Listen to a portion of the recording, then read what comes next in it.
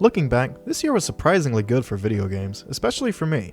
I played so many good games this year that narrowing down the list to only 10 games was a ridiculous task. 3 entire games usurped the list because I simply remembered that I had played them.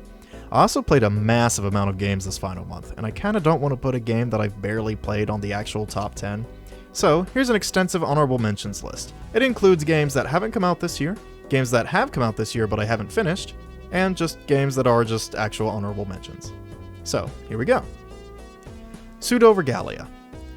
I almost counted this one for the real list because the map update came out this year, but it would have literally been first or second place, and that felt a little cheap because I had played so many 2024 games. Still though, if this isn't the greatest 3D platformer ever, it's definitely top 3 and an absolute must-play for every single one of you. Copy Kitty. The appeal of blowing stuff up in a multitude of ways is not lost on me. Add a banger soundtrack to it and you've got an incredibly stimulating and fun game. Fully recommend. Silent Hill 2 Remake. Haven't gotten far enough in it to rate it. It does some things better than the original and it does some things worse. I'm enjoying the atmosphere and voice acting a lot, but man, I really hate relying on flashlights in horror games just to see anything. It's annoying. Yakuza 0. Carter is right, these games speak to me on a deep level. I can't wait for the Pirate Majima game. Hitman World of Assassination. 3 incredible AAA games for a low price. If you think Metal Gear is too much action and not enough stealth, I think these games are made for you. The maps are so well crafted you can easily get lost in the detail. Balatro.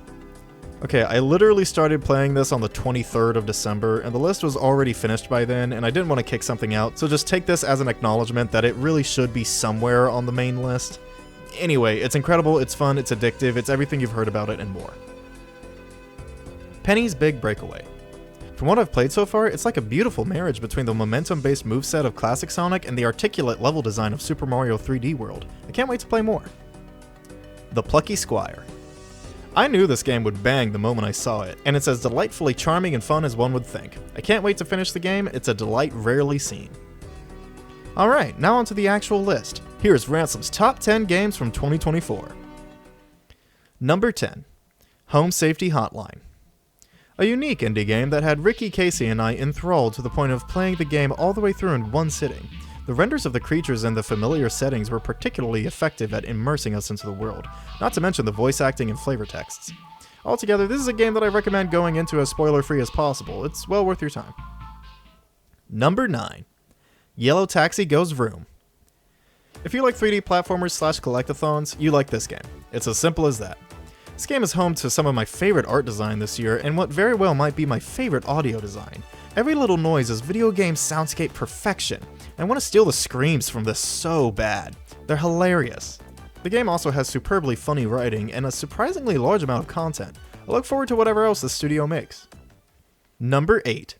Dragon Ball Sparking Zero. I'm not usually one for arena fighters, but I have to admit, smashing my action figures together is fun here. If I'm being honest, the what if stories ended up being the main draw for me here. The choice to give those the quality cutscenes instead of the canon events paid off immensely. I'm gonna remember Father-Son Final Flash forever, and the incredible idea of, what if Gohan didn't get bitched in Resurrection F? The game's also a fun time with friends, especially now that we can use all the stages. In the end though, there's the eternal question. Do I like this game as much as Dragon Ball FighterZ? No. Number 7. Rivals of Aether 2. Probably not my favorite platform fighter. I appreciate the new ideas on display, but really, it's just nice to play one with a good game feel. Casey and I have enjoyed most of the cast, and I truly appreciate the free substantial DLC. Please, put someone who plays like Ori in the game. Casey misses them so much. There's not much I have to say beyond that. Fun fight game. Number 6. Mullet Mad Jack. Boomer shooters have been isolated into a viscous liquid that you can inject into your arm whenever you choose, and it's called Mullet Mad Jack. The vibe is charmingly 90s, and the game loop is so addictive they incorporated it into the story. Speaking of story, it's gotta have one of my favorite finales of all time. It hits a broad range of emotions, and I won't tell you more than that. I'll just say I had a religiously immersive experience with it. Maybe I'll talk about it more one day. Number 5. Astrobot. It's a good year for 3D platformers, huh? Probably the most charming game this year. It may be a walking advertisement, but even I fell victim to pointing at the screen sometimes and exclaiming, "It's Leon!" The level design and tactical feel they give you by utilizing all the features of the DualSense controller make it a memorable experience on its own though. I welcome and encourage Sony to open their hearts to making more video games that actually feel like video games, but I'm sure they'll learn all the wrong lessons from this and make more reference games rather than platformers. So, these next two swap places a lot while I was making the list, so I've ultimately decided that they'll share the bronze trophy of third place. They'd both be number one in some other years, as they're both remarkably wonderful. So, with that said, here's the first. Number 3. Shadow Generations. This is the best Sonic game. I don't think that'll be a controversial opinion to have. The best criticism I can give it is that I wish there was more of it, and the fact that it's attached to the second best Sonic game, in my opinion, helps mend that wound a bit. Still, I play these levels over and over again, playing my favorite music from the franchise and trying to get my time down little by little. It's one of the most fun experiences one can have with a video game. Mastering these levels, taking all the faster paths, skillfully weaving through, and utilizing Shadow's amazing new abilities, it all makes for a game I simply can't get enough of. I want this game to get Xenoverse 2 levels of DLC. I want levels, levels, and more levels! Without unskippable cutscenes. On top of all that is a satisfying, contained, open world to explore and a story that's impactful and finally gives Shadow some character development. I genuinely adored this game and have so much faith in Sonic Team now. Truly, this was the year of Shadow. Other number 3. Tekken 8. I know not everyone adores the more aggressive pace of this game, but I certainly do. Rolling over someone has never felt so good. I think this is my favorite AAA fighting game of the new generation. It's just fun as hell. I love the heat system, I love that sidestepping works again, I love the music, I love the gorgeous graphics. It's just fun as hell to play. What also doesn't hurt is that it has actual content. It's packed with plenty of modes to explore, funny arcade endings, 2 different story modes, and in-depth training options. Speaking of those story modes, that main one. Wow. Easily the best fighting game story mode to have ever existed, right? I mean, that finale was just... Well, if I'm being honest, I don't think I've had a better moment this year. I mean, the Final Fantasy looking fight in space only to come down and have a real-ass Tekken match. The music syncing with the battle as Jin progresses through his fighting styles, and... I mean, come on. When a long suicidal character erupts in the finale, I want to live! It's touching, to say the least. Here's to 30 more years of Tekken. May Heihachi die forever. Number 2. Mouthwashing.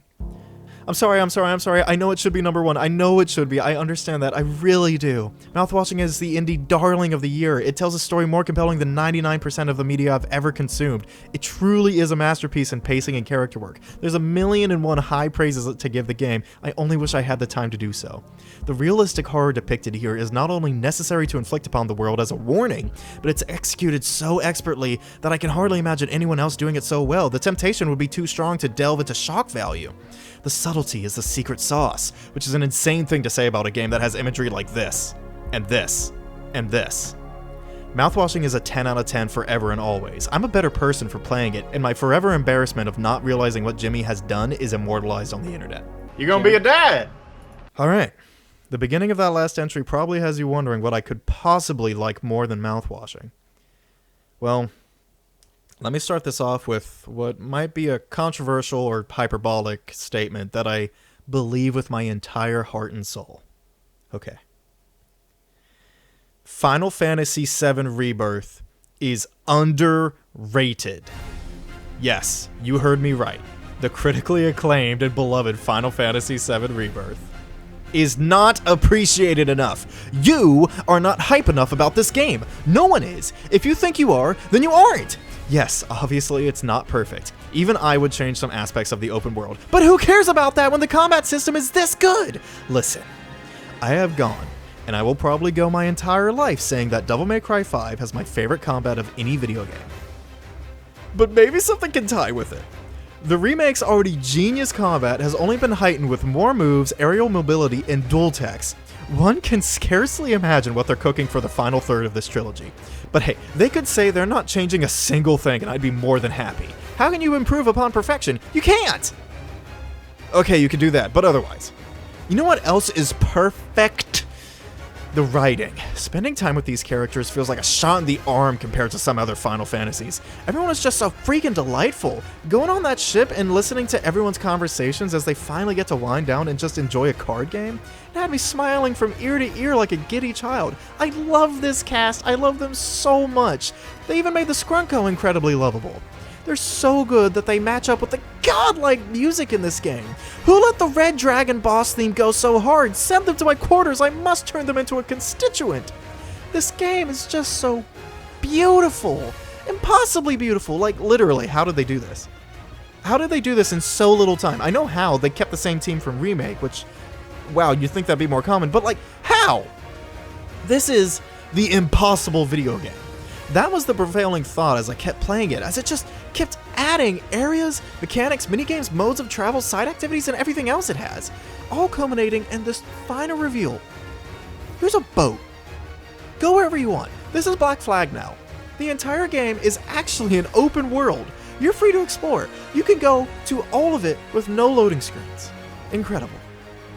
So yeah, there you go. Final Fantasy VII Rebirth is my game of the year, and I knew it was going to be the moment I played it. I only hope Kingdom Hearts 4 lives up to this level of quality.